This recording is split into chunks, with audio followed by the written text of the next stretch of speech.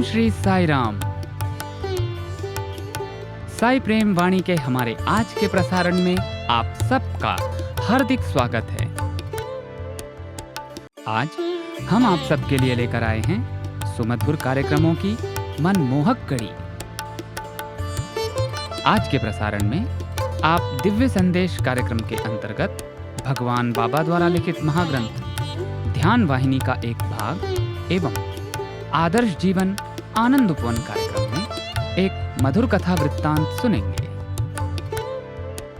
तो चलिए कार्यक्रम का शुभारंभ करते हैं।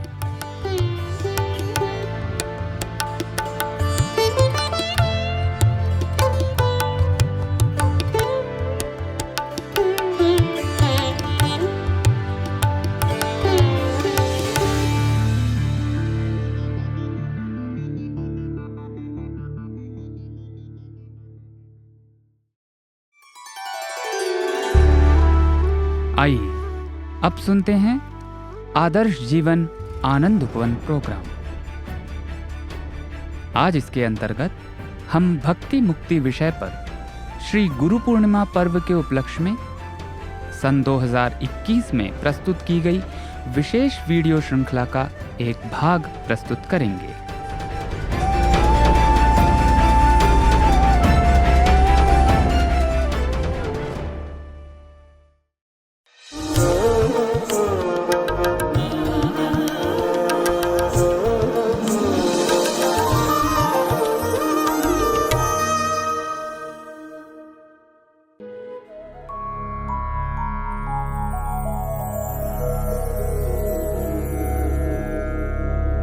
सारूप्यं तव पूजने शिवमहादेवेति संकीर्तने सामीप्यं शिवभक्तिधुर्यजनता साङ्गत्य सम्भाषणे सालोक्यं च चराचरात्मकतनुध्याने भवानीपते सायुज्यं मम सिद्धमत्र भवति स्वामिन् कृतार्थोऽस्म्यहम्।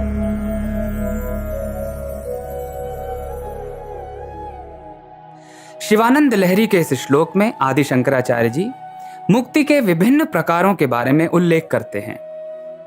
सालोक्यम, सामीप्यम, सारूप्यम और सायुज्यम। पहला स्तर है सालोक्यम, अर्थात ईश्वर के आलोक में या चिंतन में रहना।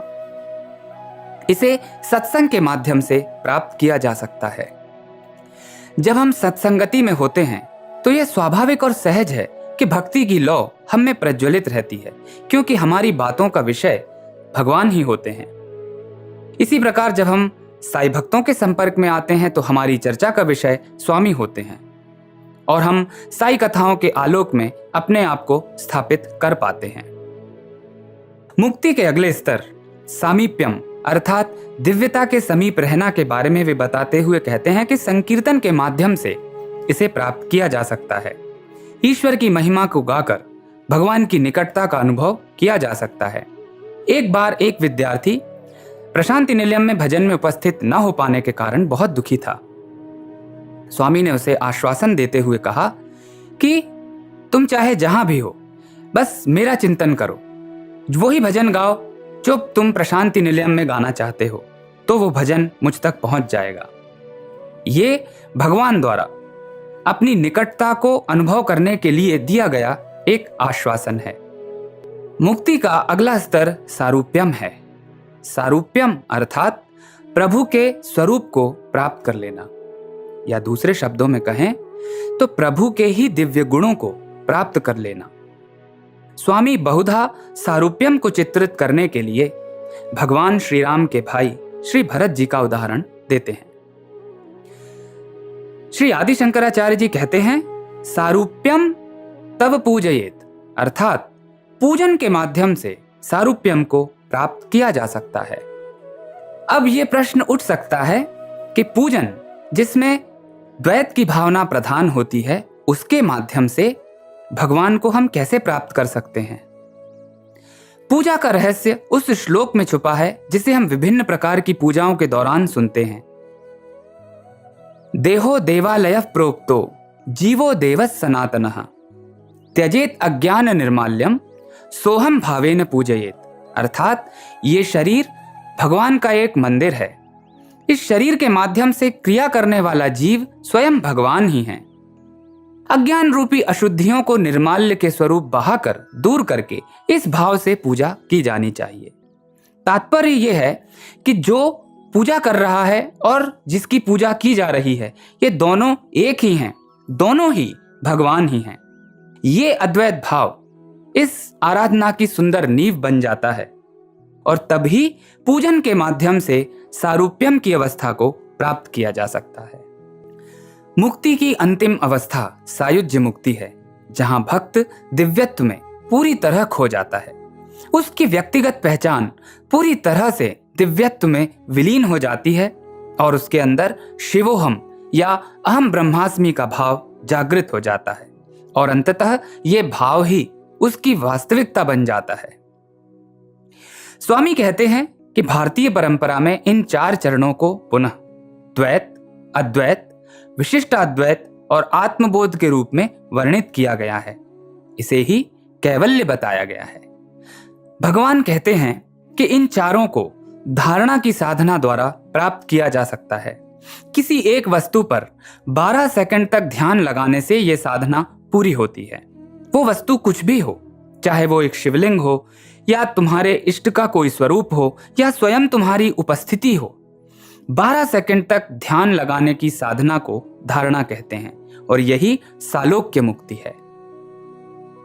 12 बार 12 सेकंड्स तक अर्थात 144 सेकंड्स तक चित्त को एकाग्र करने को ध्यान कहते हैं। जब तुम ध्यान की स्थिति प्राप्त कर लेते हो तो तुम दिव्यत्व के निकट पहुंच जाते हो, जो सामीप्य मुक्ति का द्योतक है। अब यदि इसे 12 गुणित 12 गुणित 12 अर्थात जो लगभग 28 मिनट होते हैं, तब तक ध्यान की अवस्था में रहने को स्वामी ने समाधि की अवस्था कहा है। ये सारूप्य मुक्ति का द्योतक है।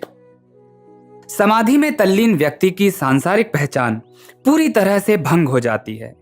तब जाकर उसे दैवत्व के दर्शन होते हैं और सायुज्य मुक्ति का मार्ग प्रशस्त होता है।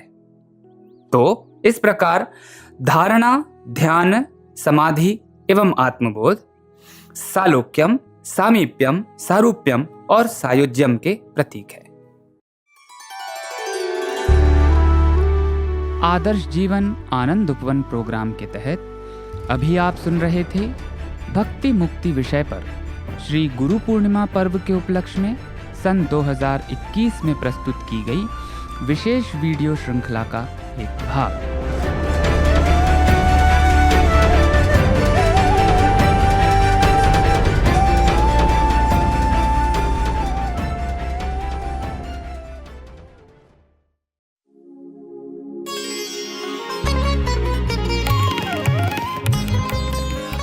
अब प्रस्तुत है दिव्य संदेश। इसके अंतर्गत भगवान बाबा द्वारा लिपिबद्ध किए गए महाग्रंथों में से एक ध्यान वाहिनी का एक भाग आज हम प्रस्तुत करने जा रहे हैं। दिव्य संदेश, साई संदेश, दिव्य संदेश, साई संदेश।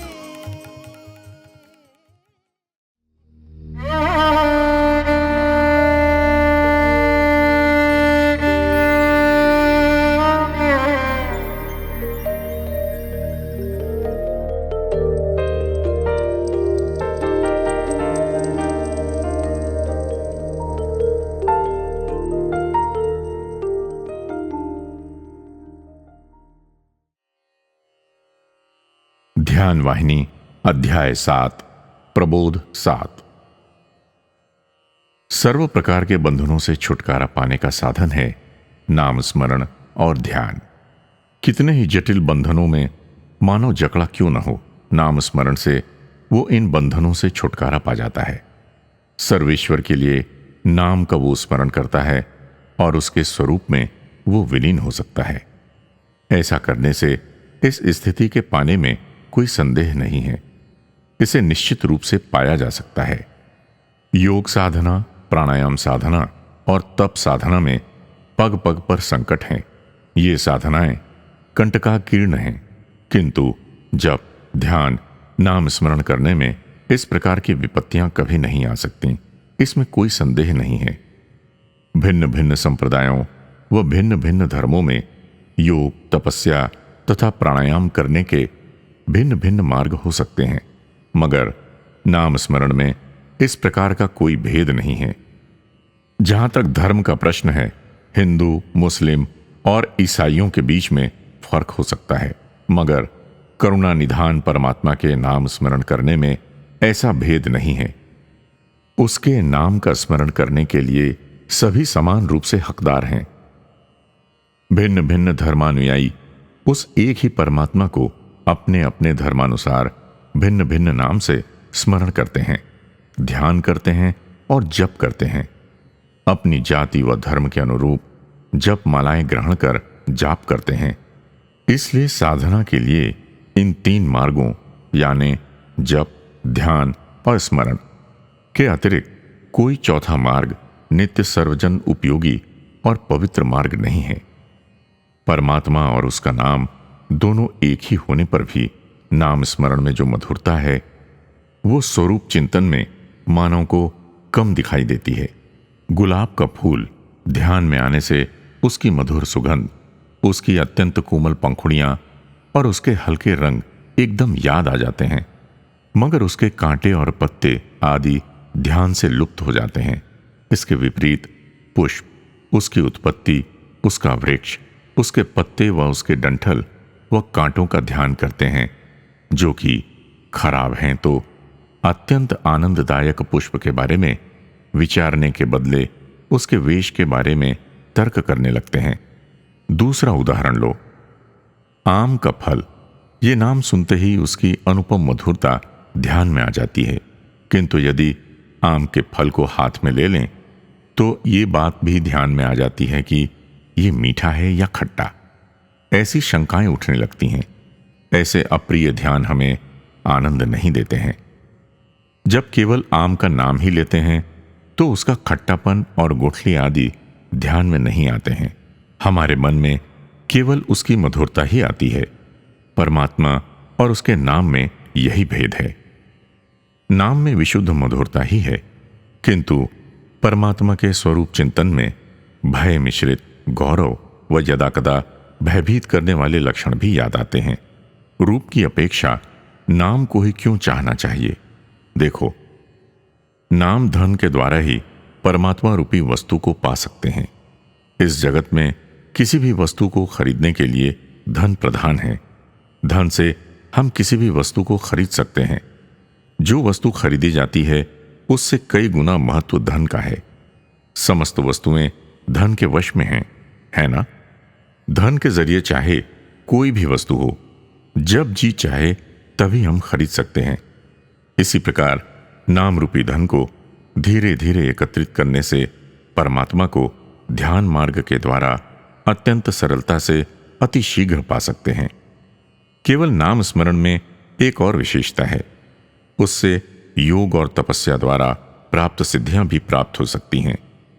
हालांकि इनके लालच में पड़कर भगवान को भूल जाने की भी आशंका रहती है। इतना ही नहीं, बल्कि ये मदांध कर अपने समस्त साधना के फल को भी नष्ट कर देती है। नाम, जप, ध्यान से ऐसा कभी नहीं होता है। उन लोगों को इस प्रकार के खतरे पैदा नहीं होते हैं। इन तीनों के द्वारा प्रेम अधिक बढ़ता है।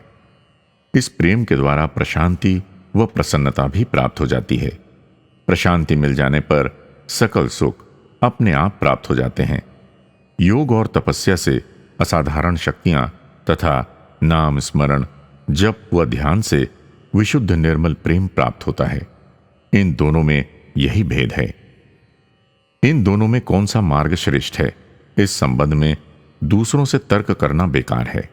प्रत्येक व्यक्ति को अपना मार्ग ही सर्वश्रेष्ठ प्रतीत होता है। जो लोग नाम स्मरण, जप व ध्यान नहीं करते, वे जप, ध्यान व नाम स्मरण मार्ग के अनुयायियों को हेय दृष्टि से देखते हैं। वे नाम स्मरण करने वालों को बहुत ही निम्न श्रेणी के साधक समझते हैं। परिणाम ये होता है कि इस प्रकार के विचार विनिमय से अनेक शंकाएं उत्पन्न होने लगती हैं। संतोष के बदले दुख, प्रेम के बदले द्वेष बढ़ने लगते हैं। अतः तुम स्वयं इन दोनों मार्गों के बारे में सोच विचार कर पूर्ण रूप से अध्ययन करके अपना मार्ग स्वयं चुन लो, या जो मार्ग तुमको अच्छा लगे उस पर चलो, या जिन लोगों ने नाम स्मरण की मधुरता का आस्वादन किया है उनसे सहायता लो। नाम स्मरण करते समय आनंद प्राप्त करने के लिए भगवान के साकार रूप का ध्यान करो, तब शांति मिल सकती है। इन दोनों मार्गों में कौन सा श्रेष्ठ है, इस दुविधा में पड़कर इधर उधर यदि भटकते रहे तो खून पसीना एक करके साधना का फल जो तुमने प्राप्त किया है उसे एक क्षण में तुम खो दोगे। जब तक तुमको वो परम शक्ति प्राप्त नहीं होती तब तक शांति के साथ एकांत में या भक्त समूह में मिलकर उच्च स्वर से भगवान का नाम स्मरण करो। तब किसी भी प्रकार का डर या संदेह तुमको नहीं लगेगा। मछली को देखो, सर्वप्रथम वो अपने अंडों को छिछले पानी में देती है, फिर जब छोटे छोटे बच्चे हो जाते हैं तो उनको अनंत महासागर में ले जाती है।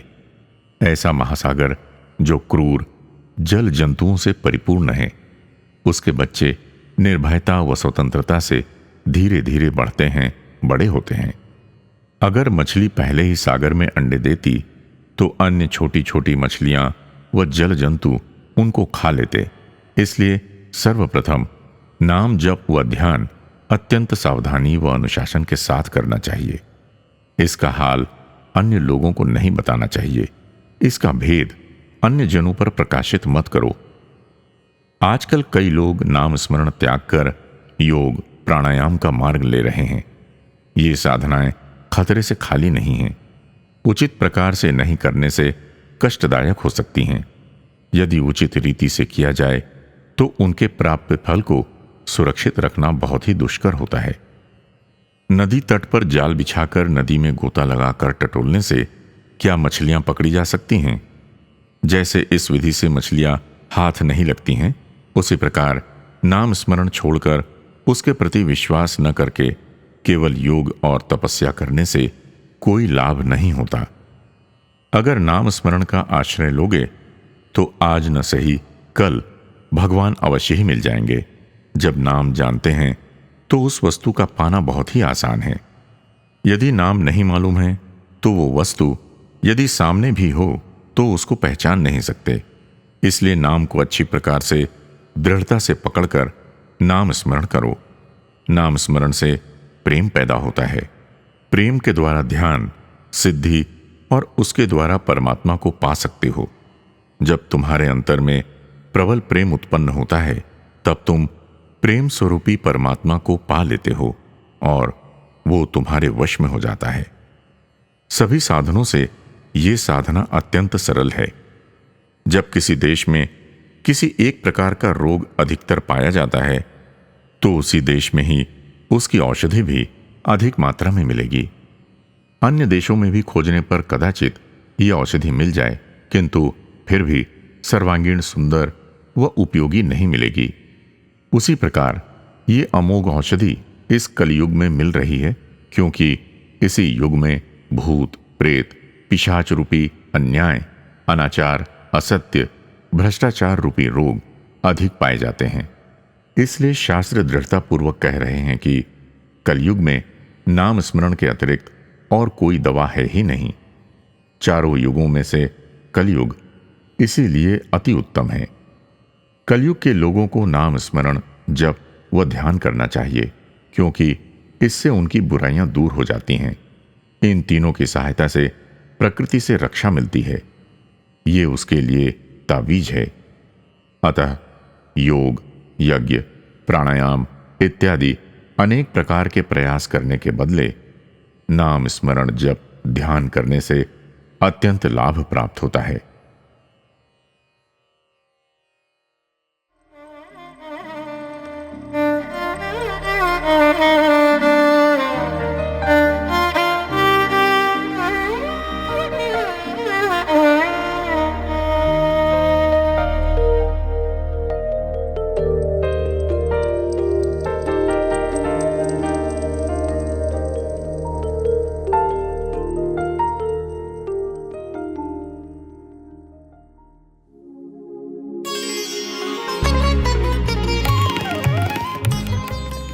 अभी आप सुन रहे थे दिव्य संदेश। मधुर मधुर आज आपने भगवान बाबा द्वारा लिपिबद्ध किए गए महाग्रंथों में से एक ध्यान वाहिनी का एक भाग सुना। भवसागर तार का दिव्य संदेश, साई संदेश, दिव्य संदेश, साई संदेश।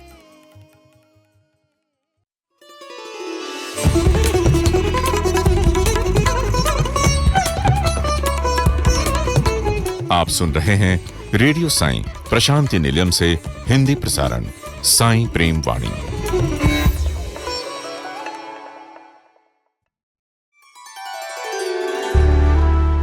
आइए अब सुनते हैं आदर्श जीवन आनंद उपवन प्रोग्राम। आज इसके अंतर्गत हम भक्ति मुक्ति विषय पर श्री गुरु पूर्णिमा पर्व के उपलक्ष्य में सन 2021 में प्रस्तुत की गई विशेष वीडियो श्रृंखला का एक भाग प्रस्तुत करेंगे।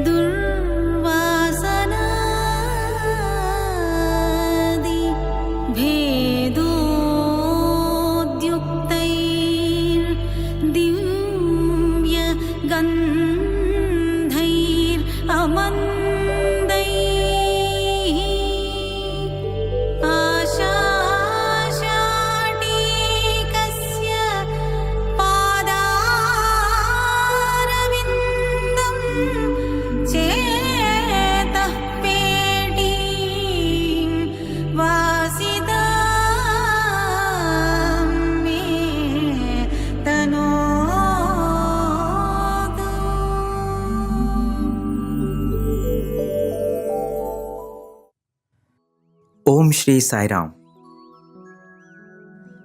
ये घटना जो मैं आपको सुनाने जा रहा हूं, ये 1970 की दशक की बात है। भगवान वृंदावन में भक्तों को दर्शन देने के बाद अंदर आए, अपना आसन ग्रहण किया और कुछ बुजुर्ग भक्त स्वामी के नजदीक बैठे थे और कुछ विद्यार्थी खड़े थे थोड़ी दूर में। और उन विद्यार्थियों में से एक विद्यार्थी पीछे की ओर जा रहा था। उसके मन में यह था कि स्वामी मुझे देखना नहीं चाहिए। वो स्वामी को देखना चाहता था, लेकिन उसे डर था अगर स्वामी आंख मिलाकर उसे देख ले, क्योंकि उसके मन में कुछ ऐसे विचार आए थे जो अच्छे नहीं थे। उसे बहुत बुरा लग रहा था, ऐसे नकारात्मक विचार कैसे मेरे मन में आ गए। और उस अंदाज के कारण उसे इतना खराब लग रहा था और वो नहीं चाहता था कि स्वामी उसे देखें। लेकिन भगवान उसी क्षण उसके ओर देखकर स्वामी ने पूछा, हे कैसे हो? और ये लड़का चकाचौंध हो गया। उसे ऐसे पता नहीं था कि स्वामी सडनली उसे पूछ लेंगे। और उसने कहा, नहीं मैं ठीक हूं स्वामी, मैं ठीक हूं। स्वामी ने कहा, नहीं नहीं नहीं नहीं नहीं, तुम ठीक नहीं हो। अतल पुतल, अप डाउन हो रहा है। और तब उस विद्यार्थी को पता चल गया, भगवान उसकी मन की दिशा की ओर संकेत कर रहे हैं। भगवान के सामने उसका जीवन एक खुला किताब की तरह है, वो कुछ भी छुपा नहीं सकता। और जब ये एहसास उसको हो गया तो मन में एक भय आ गया। वो डरने लगा कि अब क्या होने वाला है। क्या भगवान सभी विद्यार्थियों को, सभी इन बुजुर्ग डिवोटियों को, सभी को मेरे बारे में अभी बताने वाले हैं? क्या भगवान सबके सामने मुझे इंसल्ट करने वाले हैं? क्या भगवान मुझे अपने कॉलेज से निकाल देने वाले हैं? अब क्या होने वाला है? और भय के मारे वो अपना सिर उठाकर भगवान को देख नहीं पा रहा था।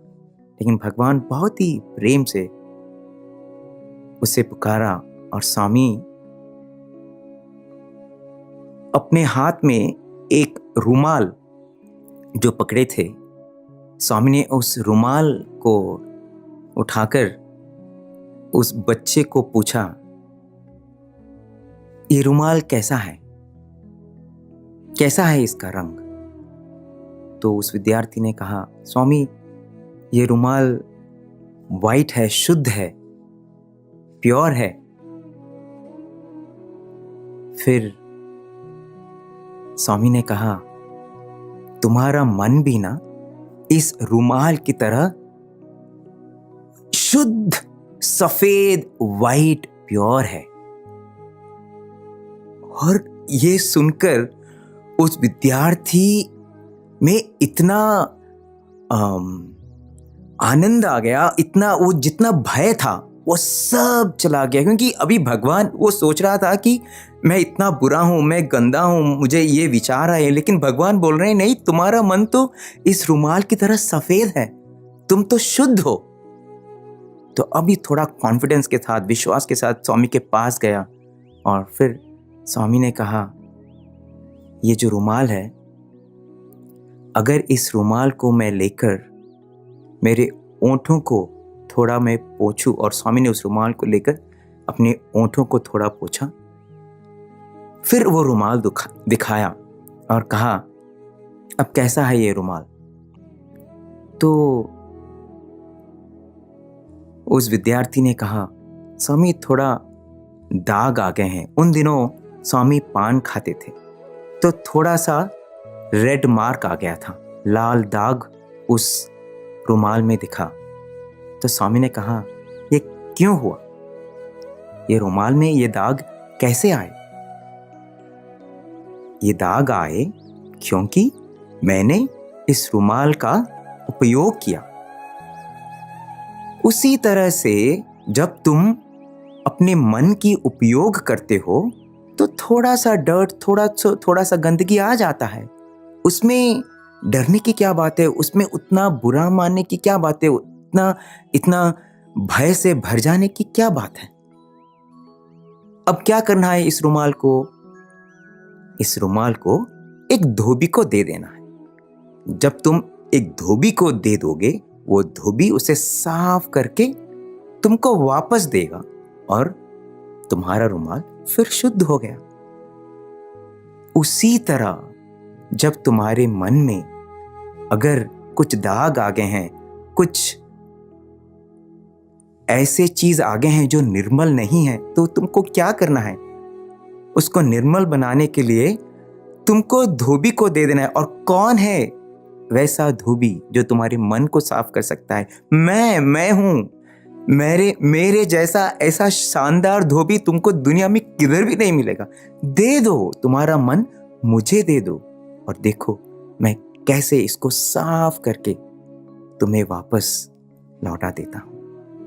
तुम शुद्ध हो, तुम निर्मल हो। आपने ये शिवानंद लहरी की जो पंक्ति सुनी, श्री आदि शंकराचार्य जी भगवान शिवजी से यही प्रार्थना करते हैं कि हे भगवान, आप अपनी दिव्य सुगंध से मेरे मन में जितने भी कलंक हैं, मलिनता है, उसे दूर करें और आपकी आशीर्वाद की सुगंधता मेरे मन को शुद्ध करे।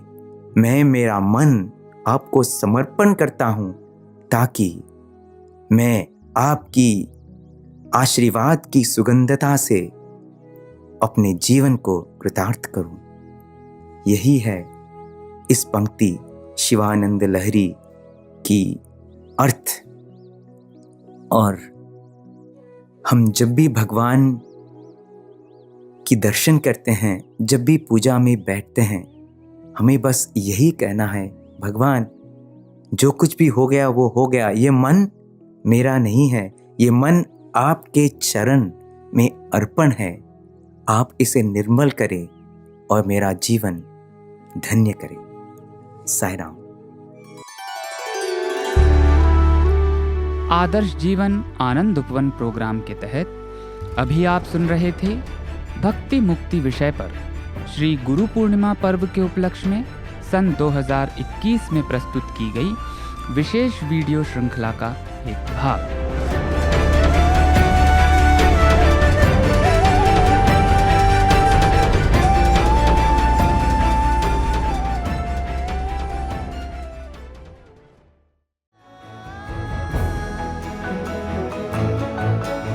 प्रिय श्रोताओं, अब समय है हमारे साईं प्रेमवाणी के इस प्रसारण को विराम देने का।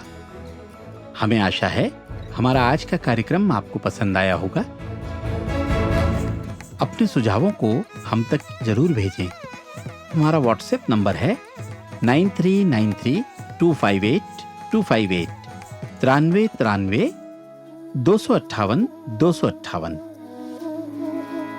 हिंदी भाषा में हमारी ये सभी प्रस्तुतियां YouTube पर भी उपलब्ध हैं।